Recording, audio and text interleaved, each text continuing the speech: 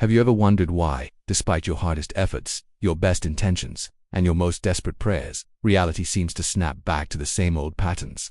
You change jobs, but the stress follows you.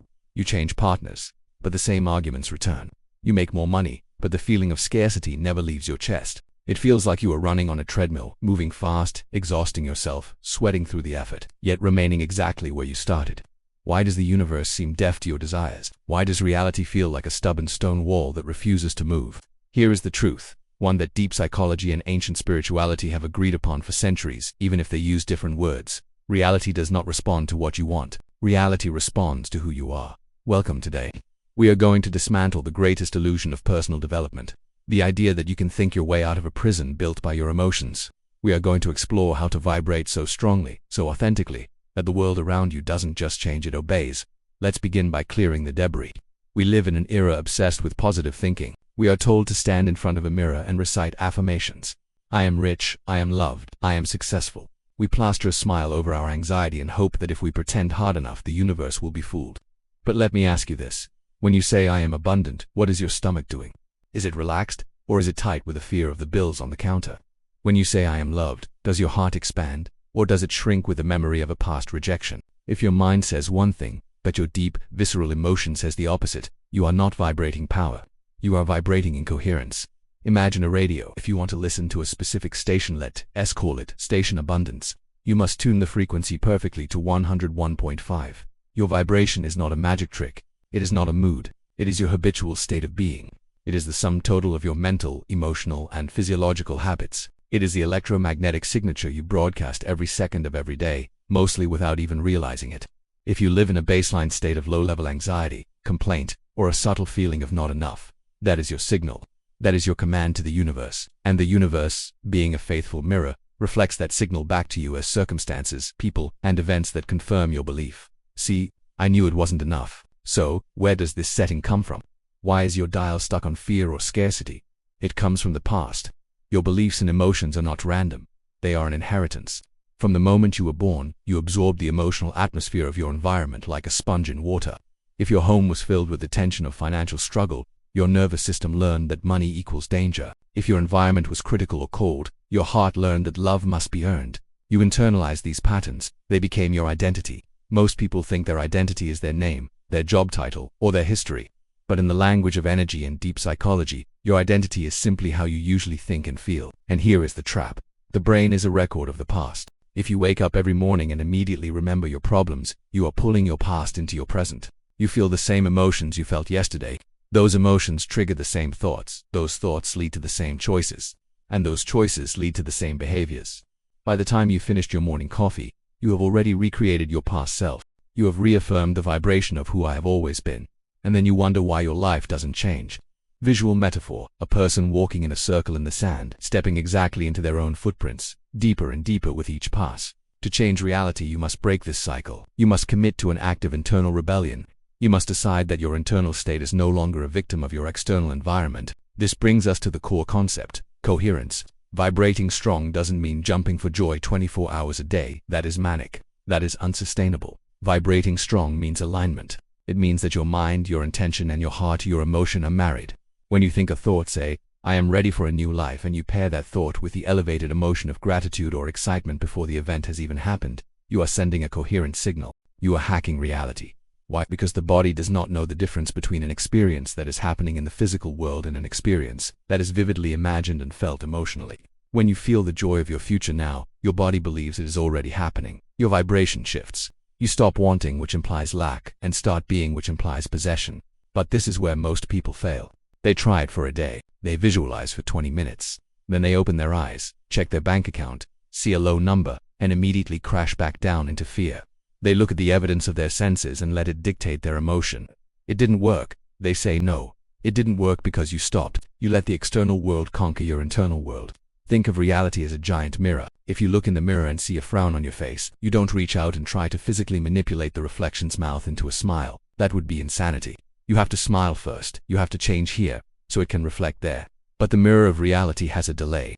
It's like the light from a distant star. What you see now is the result of past emanation. When you start changing your vibration, the old reality will persist for a while. It's the momentum of your old self. The true spiritual test is, can you hold your smile?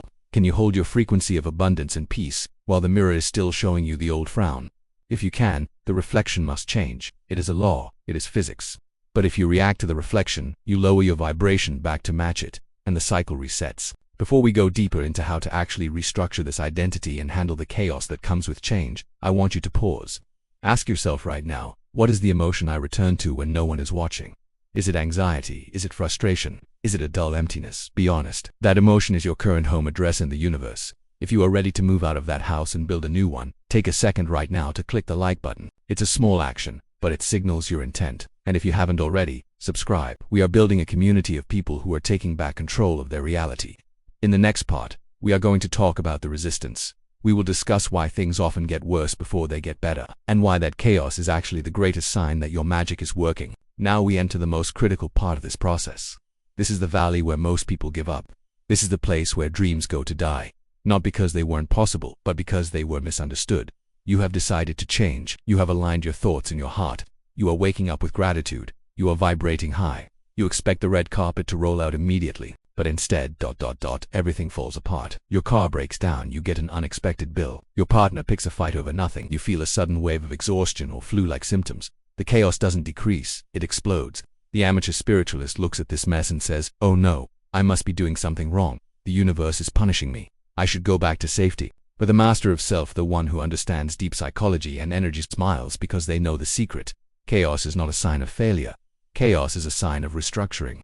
Think of a glass filled with mud. If you want to fill it with crystal clear water, you have to pour the fresh water in. But what happens first? The mud gets stirred up.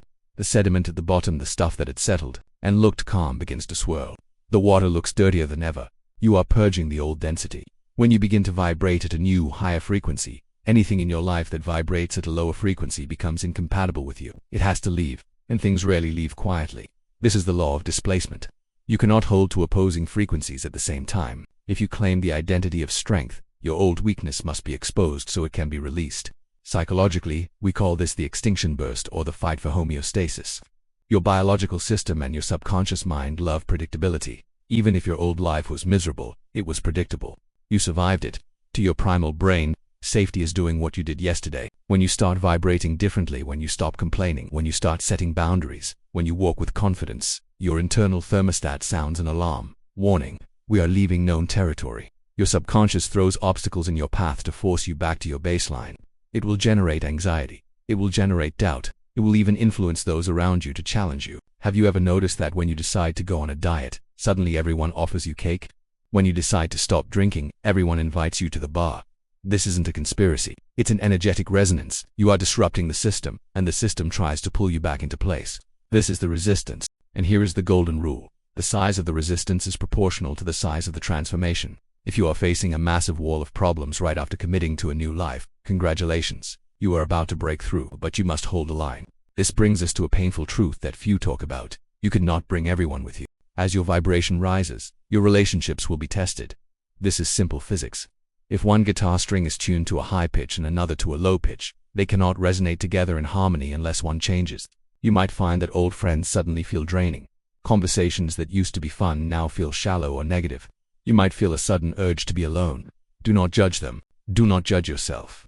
This is simply a mismatch of frequency. If you try to lower yourself to fit back in with them, if you join the gossip, if you participate in the complaining just to be polite, you betray your new self.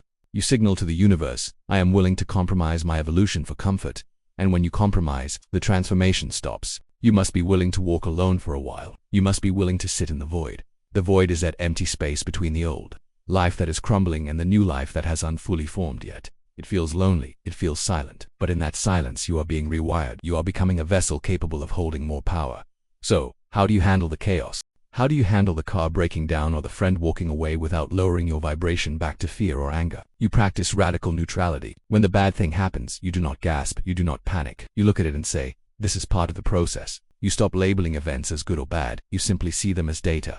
The car broke down. Okay, fix the car. Do not add the emotional story. Why does this always happen to me? I'm so unlucky. That story is the glue that binds you to the old reality. When you can stand in the middle of a storm and not let the storm enter you, you have mastered reality. Imagine you are the captain of a ship. A storm comes. If the captain runs around screaming, we are going to die, the crew panics, and the ship is lost. But if the captain stands at the wheel, calm, focused, and coherent, the crew feels safe. They navigate the waves. They survive. You are the captain. Your emotions are the crew. If you react to the external world with fear, you are telling reality that it has power over you. If you remain calm and focused on your vision despite the external world, you are telling reality that you have power over it. I want you to think about a time in your life when you tried to change, and things got difficult. Did you push through, or did you retreat to the safety of the known? Most of us retreated. We thought the difficulty meant stop. Today, you are learning that the difficulty meant push. We are almost there. We have dismantled the old beliefs. We have braced ourselves against the storm of change. But how do we lock this in forever? How do we make this high vibration our permanent automatic state, so we don't have to try anymore? In the final part of this video, I will give you the practical step-by-step blueprint. I will show you how to integrate this into your daily routine so that your new identity becomes as natural as breathing. We are going to talk about the 3 pillars of consistency and how to seal your new reality. We have arrived at the final threshold. You understand now that reality is a mirror. You understand that your identity is your frequency. You have accepted that resistance and chaos are merely the sound of the old walls breaking down to make room for your palace. But knowledge is not power. Knowledge is only potential.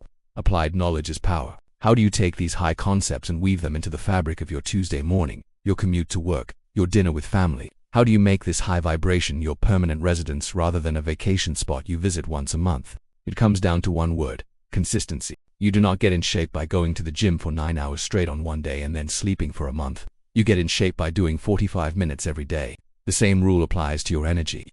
Here are the 3 pillars of consistency that will lock in your new reality. Pillar 1. The sacred morning, the prime. The battle for your reality is won or lost in the first 20 minutes of your day. When you wake up, your brainwaves are slowing, moving from delta deep sleep to theta and alpha. This is a state of high suggestibility. You are essentially under hypnosis. The door to your subconscious mind is wide open. What do 99% of people do in this holy moment? They reach for their phone. They check the newsfeed. They check social media comparison. They check emails, stress, and demands. Boom, in 3 seconds, you have allowed the external world to program your internal computer. You have surrendered your sovereignty before your feet even touch the floor. You are reacting, not creating. The strategy for the next 30 days: do not touch your phone for the first 20 minutes. No exceptions. Instead, lie in bed or sit in a chair, close your eyes, and rehearse your new self. Do not just think about what you want. Feel it. If your goal is financial freedom, don't just see a number. Feel the relief in your shoulders. Feel the security of knowing the bills are paid. Feel the joy of buying a gift for a friend. If your goal is love, feel the warmth of a hand in yours. Feel the safety of being understood. Bathe your nervous system in this chemical cocktail of the future. When you open your eyes, you will not just be awake, you will be aligned. You will walk into your day carrying the energy of your future, not the baggage of your past. Pillar 2. The pattern. Interrupt the observer during the day. The old world will try to hook you. A rude coworker, a traffic jam, a moment of self-doubt. Normally you would react unconsciously. You would snap back, get angry, or spiral into sadness. This is the sleepwalking state. You need a pattern interrupt. You must become the watcher of your mind. Catch yourself in the act of reacting. The strategy: when you feel your vibration drop, when your chest tightens or your thoughts turn dark, say the word stop internally. Say it firmly. Then, take 3 deep breaths. Inhale through the nose, exhale through the mouth. This physically shifts your nervous system from fight or flight survival to rest and digest creation. Ask yourself, does this emotion belong to the person I am becoming? If the answer is no, let it go. Visualize it flowing off you like water off a duck's back. Choose a better thought. It doesn't have to be perfect bliss, just choose relief. Choose neutrality. Every time you catch yourself and correct course, you are doing a rep in the gym of consciousness. You are physically rewiring your brain. Pillar 3. The evening revision. The cleanse. Never go to sleep with a heavy heart. Neville Goddard, one of the great teachers of metaphysics, taught a technique called the revision. It is a psychological masterpiece. If you had a bad encounter today, perhaps an argument with your partner, do not replay it in your mind as it happened. If you replay it, you are etching it deeper into your subconscious, ensuring it happens again. The strategy: as you drift off to sleep, replay the scene, but edit it. Imagine the argument didn't happen. Imagine instead that you communicated calmly. Imagine your partner smiled and understood you. Feel the relief of that resolution. You are not lying to yourself. You are overwriting the energetic signature of the memory. You are neutralizing the poison before it can infect your tomorrow. Go to sleep in the feeling of the wish fulfilled. Let your last thought be one of gratitude. Thank you for this day. I am ready for the next. The law of the delay. As you practice these 3 pillars, you will change, but remember the mirror delay. You might be doing everything right for 2 weeks, and yet, the bank account is still low. The partner hasn't appeared. This is the final trap, the impatience of the ego. The ego wants it now. The spirit knows it is inevitable. Think of planting a seed. You put it in the soil, you water it, you give it sunlight. For a week, you see nothing. The surface of the soil is flat and brown. Does that mean nothing is happening? No. Under the surface, the seed has cracked open. Roots are pushing down deep into the dark. Life is exploding, unseen. If you dig up the seed every day to check if it's growing, you kill it. You must have faith. Not religious faith, but faith in the laws of the universe. If you vibrate abundance, abundance must come. It has no choice. It is a law, just like gravity. If you drop a pen, it falls. If you hold a frequency, reality matches it. Do not look for the results to prove it's working. The fact that you feel different is the proof. The manifestation is just the trailing shadow of your new vibration. Conclusion: the power is yours. We have traveled a long way together. We have realized that we are not victims of our circumstances. We are the architects of them. You have the tools now. You understand the trap of the old identity. You understand the necessity of the resistance. You have the daily plan to maintain your coherence. The only question left is, will you do the work? The world is waiting for you. Not the old you, the small, fearful, complaining version, but the true you, the one who vibrates with purpose, the one who commands reality not with force, but with presence. You are a tuning fork. Strike the note you want to hear, and watch the universe sing in harmony with you. Do not wait for the miracle. Be the miracle. If this video spoke to your soul, if you felt a shift while listening, this is just the beginning. We are building a tribe of conscious creators here. I want you to make a pact with yourself right now. Go to the comments section and write this declaration. I am the creator of my reality. Write it to anchor it. Write it to let the universe know you are awake. Subscribe to the channel and hit the bell icon, because in the next video, we are going to explore the shadow self and how to unlock the hidden energy trapped in your darkest emotions. You do not want to miss that. Like this video to share the energy. Share it with a friend who is ready to wake up. I'll see you in the next level.